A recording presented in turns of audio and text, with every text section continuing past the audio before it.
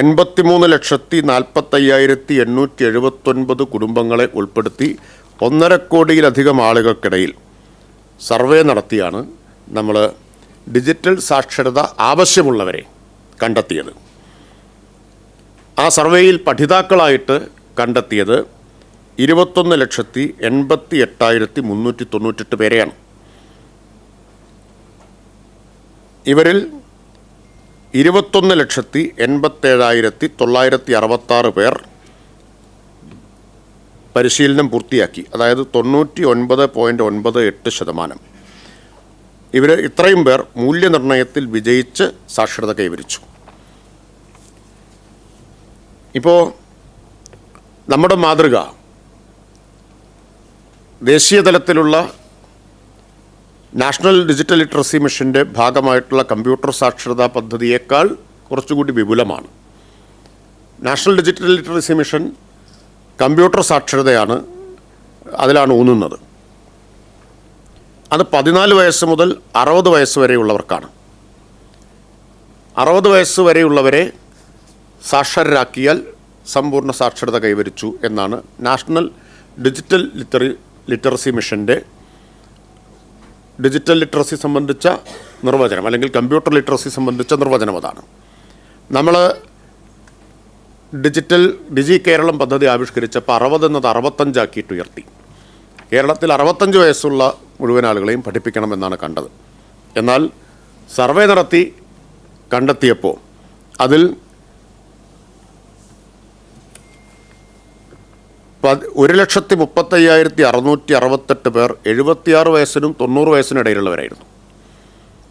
15,223 പേർ 90 വയസ്സിന് മുകളിലുള്ളവരായിരുന്നു. അവരെയെല്ലാം ഈ ഡിജിറ്റൽ സാക്ഷരതാ പദ്ധതിയുടെ ഭാഗമാക്കി മാറ്റുകയാണ് ചെയ്തത്. നമ്മൾ നിശ്ചയിച്ചത് 65 വയസ്സ് വരെയാണെങ്കിലും യഥാർത്ഥത്തിൽ ആരെയും അതിന് പുറത്താക്കിയില്ല, അല്ലെങ്കിൽ ഉപേക്ഷിച്ചില്ല എന്നതാണ് ഇതിൻ്റെ ഏറ്റവും വലിയ ഒരു പ്രത്യേകത. മറ്റൊരു പ്രത്യേകത, ഇതിന് നേതൃത്വം കൊടുത്തത് ജെൻസി എന്ന് നമ്മൾ വിശേഷിപ്പിക്കുന്ന പുതിയ തലമുറയിലെ കുട്ടികളാണ് എന്നത് എടുത്തു പറയേണ്ടതാണ്. അവരുടെ സാമൂഹിക പ്രതിബദ്ധതയെക്കുറിച്ച്, അവരുടെ ലോകവീക്ഷണത്തെക്കുറിച്ചൊക്കെ പലപ്പോഴും വിമർശനങ്ങളോ കുറ്റപ്പെടുത്തലുകളോ ഒക്കെ നമ്മൾ ധാരാളം കേൾക്കാറുണ്ട്. പക്ഷേ 1980കളുടെ അവസാനം തുടങ്ങിയ സാക്ഷരതാ യജ്ഞത്തിൽ എങ്ങനെയാണോ അന്ന് വലിയ തോതിലുള്ള ജനപങ്കാളിത്തമുണ്ടായത്, അതിനെ അനുസ്മരിപ്പിക്കുന്ന നിലയിൽ പുതിയ തലമുറ, പൂർണ്ണമായും പുതിയ തലമുറ നേതൃത്വം കൊടുത്ത, ഈ പഠിതാക്കളെ പഠിപ്പിക്കാൻ നേതൃത്വം കൊടുത്ത ഒരു പദ്ധതിയാണിത്. ഇപ്പോൾ 80കളുടെ അവസാനത്തിൽ ഞങ്ങളൊക്കെ സാക്ഷരതാ പ്രസ്ഥാനത്തിൽ വോളണ്ടിയർമാരായി പ്രവർത്തിച്ചവരാണ്. എഴുത്തും വായനയും ആളുകളെ പഠിപ്പിക്കാൻ നേതൃത്വം കൊടുത്ത വിദ്യാർത്ഥികളായിരിക്കുന്ന സമയത്ത് വോളണ്ടിയറായി പ്രവർത്തിച്ച അനുഭവമുണ്ട്. ഇന്നത്തെ പുതിയ തലമുറയും ആ ചുമതല സാമൂഹിക പ്രതിബദ്ധതയോടുകൂടി തന്നെ ഏറ്റെടുക്കാൻ തയ്യാറായി എന്നതുകൂടിയാണ് ഇതിൻ്റെ പ്രത്യേകത. ഇപ്പോൾ 2,57,048 വോളണ്ടിയർമാരെയാണ് റിക്രൂട്ട് ചെയ്തത്. അവരുടെ നേതൃത്വത്തിലാണ് സർവേയും പരിശീലനവും നടന്നത്. കോളേജ് +2 വിദ്യാർത്ഥികൾ, അവരിൽ തന്നെ national service scheme, NCC, Nehru Yuva Kendra, സന്നദ്ധ സേന വോളണ്ടിയർമാർ, SPC കാഡറ്റുകൾ, കുടുംബശ്രീ പ്രവർത്തകർ, കുടുംബശ്രീയുടെ ഓക്സിലറി ഗ്രൂപ്പ് അംഗങ്ങൾ, സാക്ഷരതാ മിഷൻ പ്രേരക്മാർ, SC/ST പ്രൊമോട്ടർമാർ, തൊഴിലുറപ്പ് പദ്ധതി മേറ്റുമാർ, ലൈബ്രറി കൗൺസിൽ, യുവജനക്ഷേമ ബോർഡ്, സന്നദ്ധ സംഘടനകൾ, തദ്ദേശ സ്വയംഭരണ വകുപ്പിലെ ടെക്നിക്കൽ അസിസ്റ്റന്റുമാർ, ഇവരെല്ലാമാണ് വിവരശേഖരണത്തിനും പരിശീലനത്തിനും മൂല്യനിർണ്ണയത്തിനും നേതൃത്വം കൊടുത്തത്. അപ്പോൾ വലിയ ഏകോപിതമായ ഒരു പ്രവർത്തനമാണ് സംസ്ഥാന സർക്കാരിൻ്റെ നേതൃത്വത്തിൽ തദ്ദേശ സ്ഥാപനങ്ങളുടെ സഹകരണത്തോടു കൂടി നടന്നിട്ടുള്ളത്. ഇവർക്ക്, ഈ വോളണ്ടിയർമാർക്ക് വിപുലമായ പരിശീലനം നൽകിയിരുന്നു.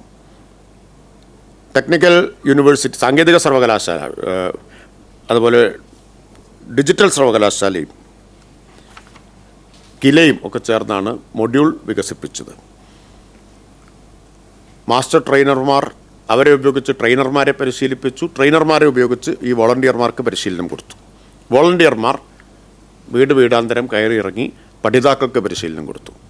തൊഴിലുറപ്പ് പ്രവൃത്തി നടക്കുന്ന സൈറ്റിൽ പോയിട്ടാണ് തൊഴിലുറപ്പ് തൊഴിലാളികൾക്ക് പരിശീലനം നൽകിയിട്ടുള്ളത്. അതുപോലെ അയൽക്കൂട്ടങ്ങൾ, കുടുംബശ്രീയുടെ അയൽക്കൂട്ടങ്ങൾ തുടങ്ങി ആൾ കൂടുന്ന സ്ഥലങ്ങളിലെല്ലാം കൂട്ടമായിട്ടും വീടുകളിലെത്തി ഓരോരുത്തർക്കും വ്യക്തിപരമായിട്ടും വോളണ്ടിയർമാർ പരിശീലനം നൽകിയിട്ടുണ്ട്. പല വീടുകളിലെയും കുട്ടികൾ തന്നെ നമ്മുടെ വോളണ്ടിയർമാരായിരുന്നു. അവരവരുടെ വീടുകളിൽ തന്നെ മുതിർന്നവരെ പഠിപ്പിച്ചിട്ടുണ്ട്.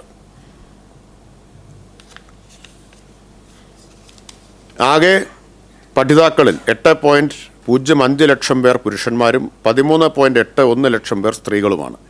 1644 ട്രാൻസ്ജെൻഡർ വിഭാഗത്തിൽപ്പെട്ടവരും ഡിജിറ്റൽ സാക്ഷരത കൈവരിച്ചിട്ടുണ്ട്.